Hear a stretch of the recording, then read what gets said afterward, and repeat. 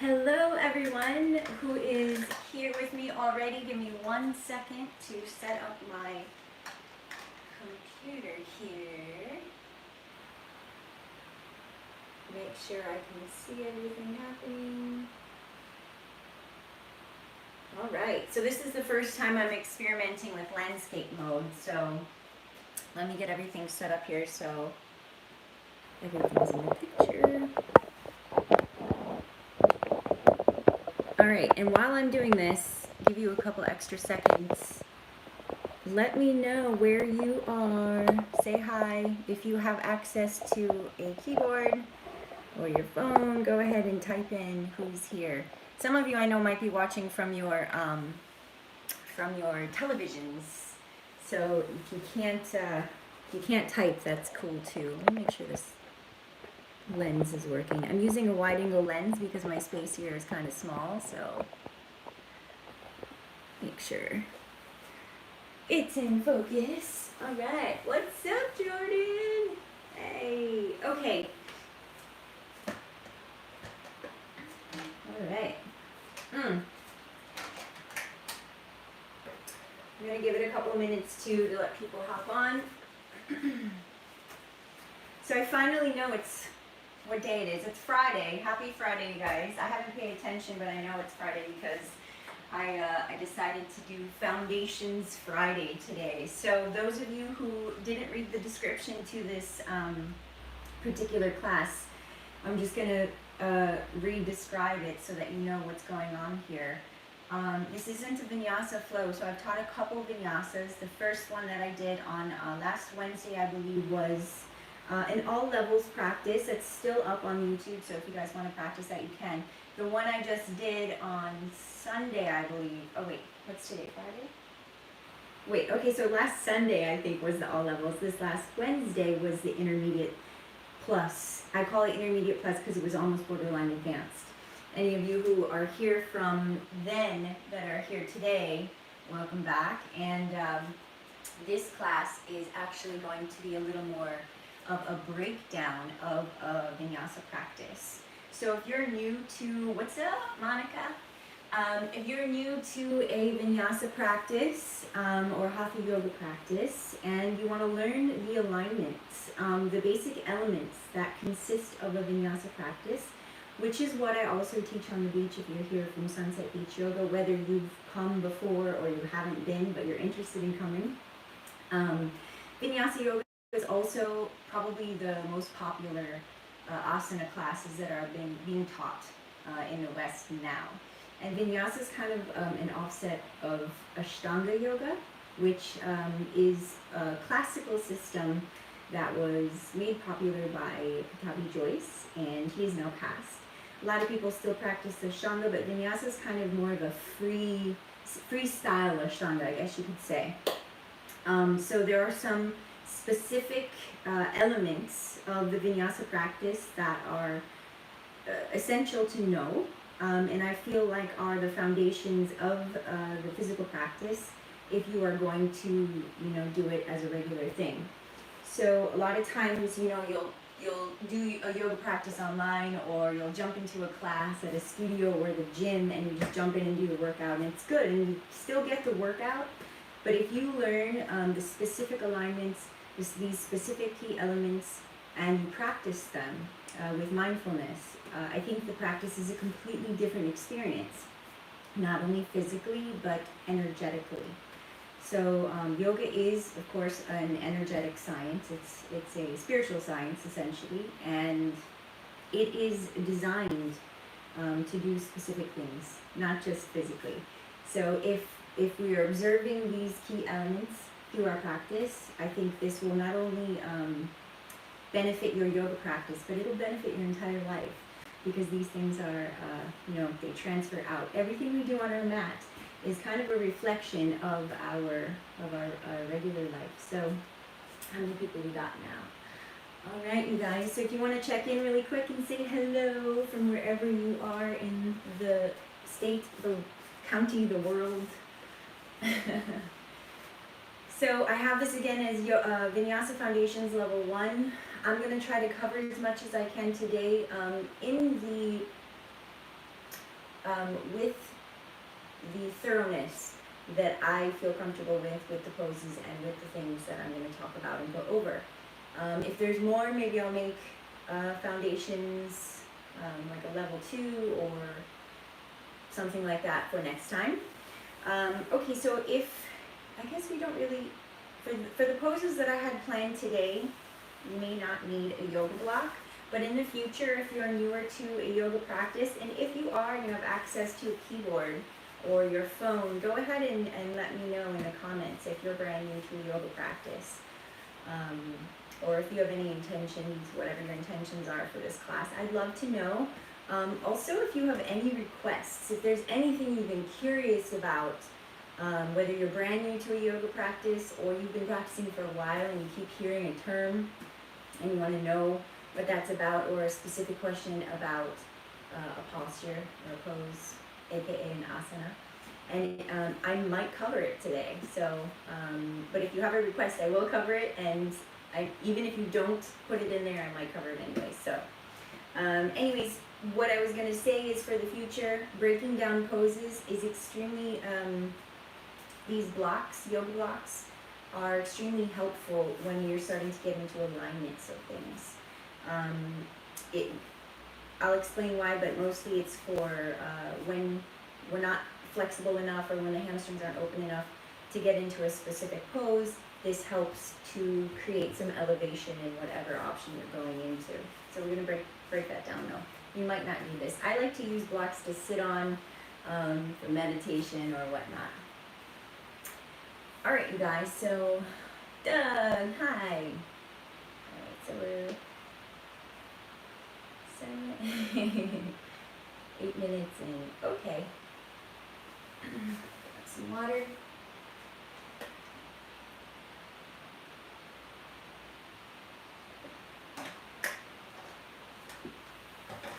All right, so yes, Jordan, we are totally gonna go over chair pose and surfer fisher. Is that Jeff? What's up, dude? Is it Jeff? If it's Jeff, say hi. Yes, Jordan, we're totally going over chair pose, Utkatasana for sure. Thanks for that request. Okay, you guys, so let's get started. This is going to be a little more of a workshop type practice. You're still going to get something out of it, of course. Please feel free to jump in if you do have a question. I'm going to look over. Yay, what's up, Jeff? I'm going to look over and see if anything new pops up as far as requests go. All right, so the first thing I'm going to talk about, and I'm going to address this practice or this class or this workshop as if pretty beginner. So if you've heard this stuff before, great. Essentially, you can't hear it enough. And if you learn it, even more, if you hear it enough and you learn it, then you can go and share this information with people in your life. Because to me, that's what we want to do. We want to benefit as many people as we can. So, you don't have to be a yoga teacher or have a yoga certification to teach somebody the Ujjayi breath. And that's what we're going to start with. Because to me, that is the foundation of all asana practice, is to be able to connect the body with the breath. The breath being our not only our guide, our teacher, it's everything. It's our mirror. So our breath in our practice also mirrors our energetic, our emotional state. And that goes for in the world. Okay, so right away I want you all to go ahead and place your hand right over your belly center. And you can do this throughout your day as well. So when you place your hand over your belly, you're taking a little check-in, okay? So you're just like, wow, how am I feeling right now? All right, you can also place your other hand over your heart if you'd like to. Otherwise, both hands on your belly. But in the belly is known as the dantian, or in Chinese medicine as the second brain. So there's a lot going on here in our navel center. And when we're nervous or anxious or sad or anything, this area gets tight and contracted. Okay, and when this shuts down, then the breath has nowhere else to go but up here. So as adults that aren't practicing conscious breathing, a deep breath will often look like this. Or Okay, so if you go to the doctor's office and they take a deep breath, a lot of times it's, you notice the shoulders will come up, the chest tightens, the neck becomes short. All right, and that's not a natural way to breathe. So some of you again might have heard this before, but a baby or an animal breathes into their belly, and it's a more natural breath. So the diaphragm actually works as we breathe. So instead of holding the diaphragm tight, on an inhale, I want you to see if you can relax your belly and allow the breath to come into your hand or your hands. So as you inhale, the breath drops down. The belly comes out a little bit. You'll notice this part expands. And then exhale, it empties. So that might have been a short breath for you, but we'll do that a couple more times. So as you inhale, again, feel this part expand out. And just focus mostly on the belly. Don't focus on the chest yet. And then exhale, it draws back in. So go ahead and play with that a little bit. Again, inhale, fill your belly, your ribs expand, really allowing that midsection to open up, and then exhale. Go ahead and close your mouth if your mouth was open. And again, inhale, allow your belly to expand. Hold that breath, kind of stretch open the diaphragm a little bit. So feel that breath down there. And then exhale. Now you may be able to hear me breathing already. And you know what? I'm going to see if you guys are with me here. Please let me know if this changes the audio.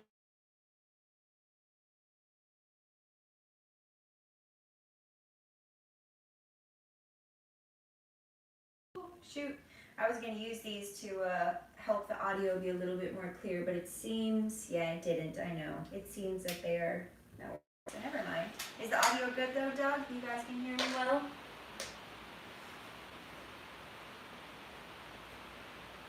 Let me know that the audio is good.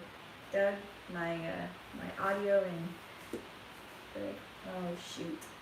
All right, well, doing the best we can here. Sorry about that, about the hissing sounds. Okay, so back to the breath. Hopefully you guys are still breathing. All right, so the Ujjayi breath, again, is a diaphragmatic breath. Okay, so as we inhale, the belly will always expand. The chest does expand a little, but it's mostly down here in the diaphragm, and then exhale, navel to the spine. Now what I was getting at is if you can hear me breathing, the sound is actually the Ujjayi breath, okay? Well, is why it's named Ujjayi. And Ujjayi is known as the ocean breath, or sometimes known as the Darth Vader breath, because you can hear that, okay? So you can hear that resonance happening in the back of the throat. So what we're doing is like fogging a mirror with the mouth closed. So you're making that ha sound, that but your mouth is closed. So you're not straining, you're not forcing, but it's a natural thing that occurs. So when you inhale, some of you can make that sound on the inhale as well. You exhale the ha sound.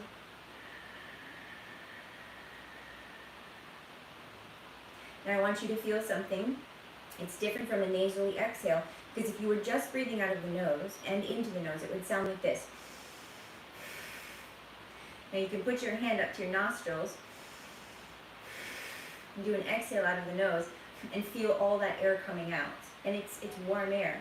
But if you exhale, the Ujjayi exhale, put your hand up to your nostrils, do the breath in, and then exhale that ha sound.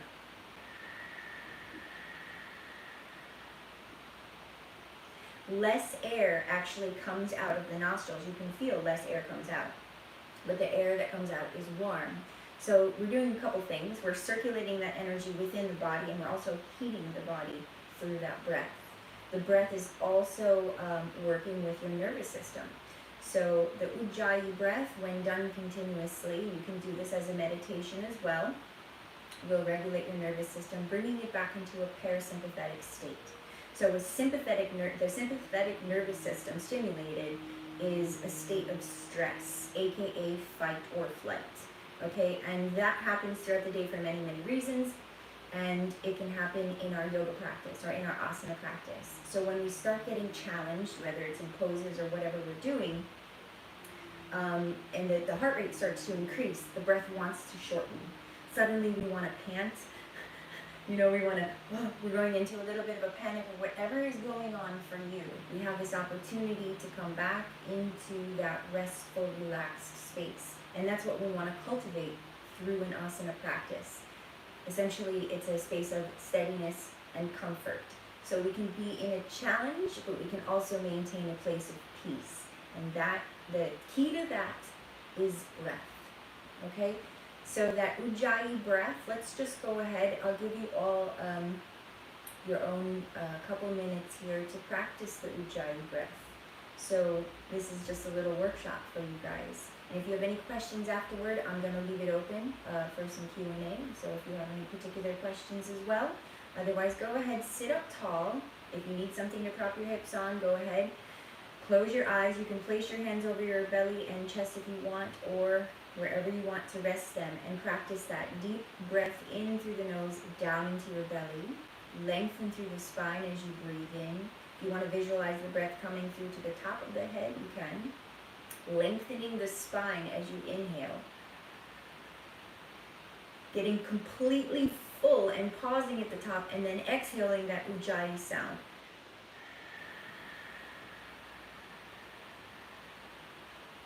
Finishing by feeling the navel draw in toward the spine. Going ahead at your own pace. So nice deep breaths in. Again, really focusing on trying to get that diaphragm to expand like a balloon.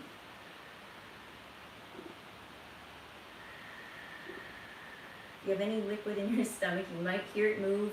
Totally natural. Mine is definitely.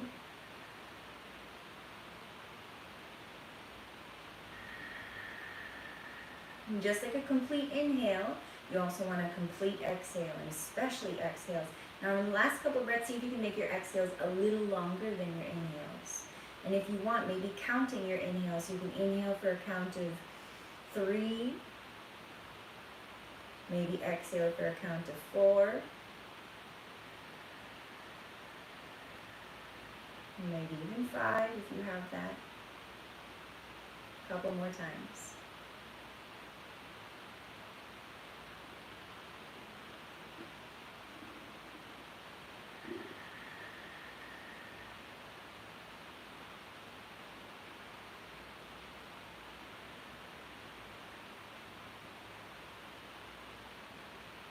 So you can keep going, or you can settle in. You might have noticed you got a little lightheaded. Sometimes when people are new to Ujjayi breathing, they feel a little lightheaded, or they get a rush of oxygen. They shake a little bit. Different things can happen if you've never done a pranayama practice before. And by the way, that might be a new term for some of you. So pranayama is the practice of conscious breath. Prana being the essential life force energy, okay, that the universe consists of. Everything, different things have, different levels of prana, I guess you could say. So the sun, the food we eat has prana, and the different kinds of food we eat have different levels of prana. But the number one source of prana is the breath. So our inhale is a source of prana, or life force energy, and pranayama is learning to work with that life force energy. Okay, so pranayama is an essential part of a vinyasa practice. The Ujjayi breath is the foundational breath of the vinyasa practice. Okay, so I want to talk about two other elements, that are also parts of a vinyasa practice, or hatha practice in general, hatha yoga practice. And you may have heard these terms before, and you may have not. This might be completely new to you, but the term drishti, okay, drishti or drishti, depending on how you pronounce it. So if you guys want to interact with me, if you have, again, any access to a keyboard or anything, you can always interact with me. I have my chat up so I can see your guys' messages, so please feel free to interact with me as well. I know I can't physically see you, but I can read what you're writing. Also, if there's any audio issues, please let me know. Okay, so drishti, you guys, is the is focus. Essentially, it's focus of the eyes. So as we move through the body, as we go through these poses or asanas, each asana has a drishti point. Okay, so a focal point of the eyes. So wherever we are, whether we're in a warrior pose, we know the drishti is over the middle fingers or the fingers of the extended forward arm. If we're in Utthita Trikonasana, the drishti being up. Okay, so a lot of times in downward facing dog, the drishti is either to the navel or between your feet. So we're going to get into that a little bit more, but I just want to explain to you that drishti means focal point of the gaze. And the reason for that is because where we look, the energy also goes in that direction. So you've ever noticed, you have a little bit of rajasic energy, which is basically like a high energy. Rajasic means like kind of anxious. Your eyes might move around a lot. And if you've ever done a yoga practice or new to a yoga class and you notice you're looking around all the time, it brings in a lot of external energy that's unnecessary. So when we do our yoga or asana practice and we keep drishti, we keep our focus inward or on our own body, in our own practice and in our breath. So there's an energetic connection to what we're doing. There's a stronger intention, and it's a totally different experience. So it is a practice, keeping drishti. So the other one is bandha. So bandhas are, they're parts of the body, or locks is essentially what bandha means, is it's a lock in the body. And there's three main bandhas that we work with. And they're a little more advanced, I would say, as far as an element of the asana practice. But if you start practicing them to begin with, I think that it can advance or benefit you going forward. Okay, so if you learn these things at the beginning and start implementing them, it can accelerate your practice physically and energetically.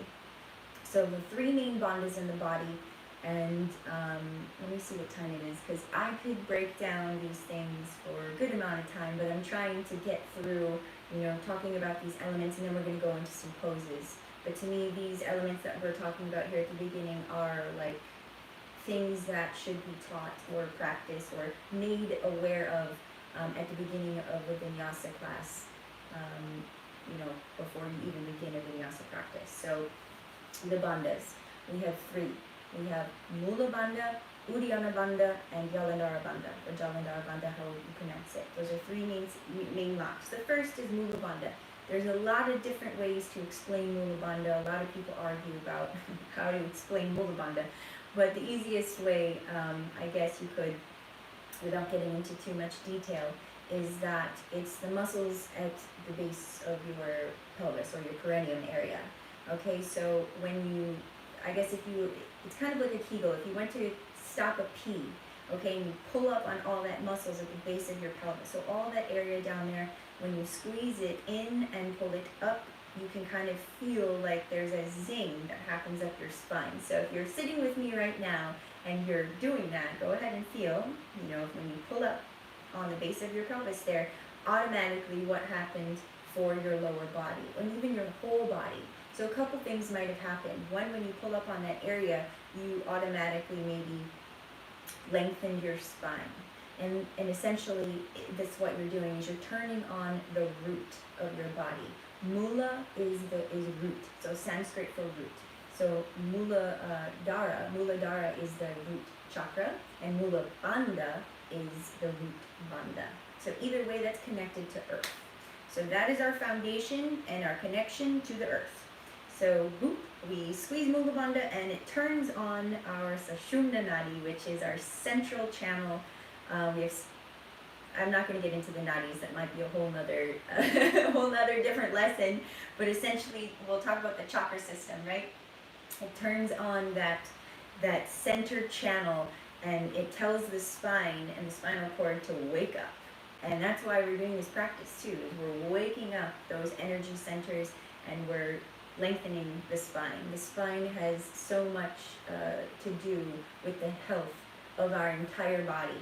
And the yoga system, or the asana system, hatha yoga, is to also create that opening and find the balance. See, I'm going to get way esoteric if I keep going. Find the balance between the left and right, or the feminine and the masculine, which is essentially the whole balance of the universe. So the yin and the yang, the hatha, sun and the moon, all right? And when the two are in balance, that center channel is open, and we feel vibrant and alive, and life is just emanating from us. Full prana. Okay, so Mula Bandha, bam, that's the root chakra, or the root lock, okay? And then Uddiyana Bandha is the belly area drawing in and up.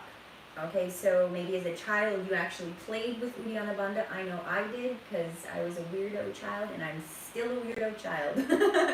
So Uddiyana Bandha is when you are on an exhale. On an exhale to practice it. And you draw your breath out of the body, and you pull your belly in, and you pull it up. Okay, so you can kind of feel it if you guys want to play with that. You can do it standing, you can do it on your knees, you can do it in a chair, you can do it sitting, but you exhale. And you just squeeze your navel in and up. I can show you here really quick.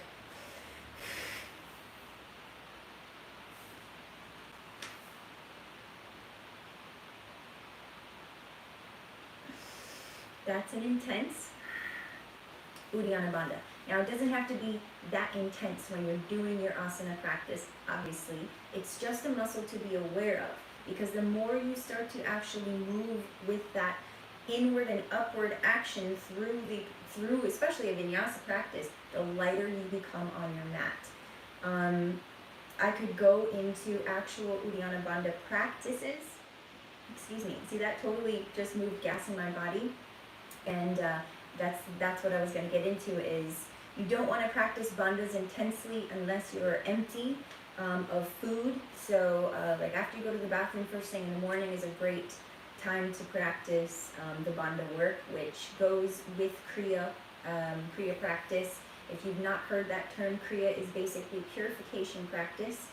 And that is, there's many different things. And Uddiyana Bandha practice is actually it is actually considered a Kriya practice, because there are other things you can do with Uddiyana Bandha that will purify the system. One of them being Agni Sara and Nali Kriya. Those of you who come to beach yoga, I throw some Kriya into my practices once in a while at the beginning and just freak everyone out. My students are used to it by now, the regular students. I'm sure the new ones, if you've come to a new class, or my class for the first time, you're probably like, what is happening? But we'll do Agni Sara, which is belly pumping, and Nali Kriya, which is moving the belly side to side. If you guys have never seen that before, I think it's become more popular now in these years, in the past 10 years that I've been teaching. But back when I was teaching this in the studios, people were like, they've never seen it before. It's become more common. But I'll show you really quick. Nali Kriya.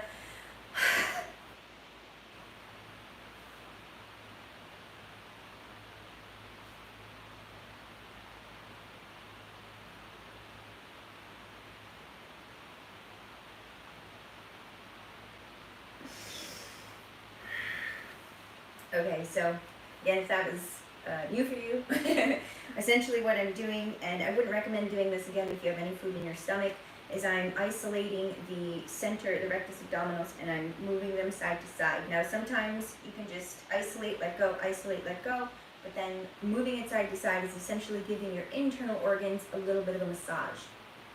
Super healthy, as you can imagine, many reasons why we would do that, and again, a lot of reasons why you would do that in the morning.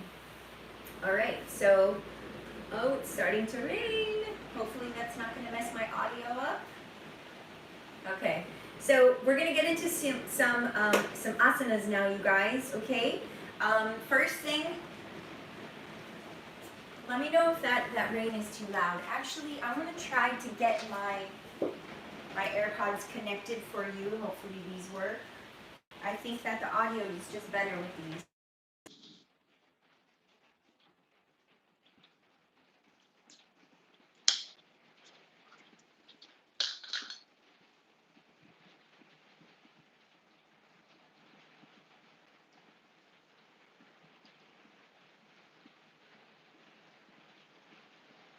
Why did you freeze in the middle? Oh, man. Ah! Oh no, what's happening?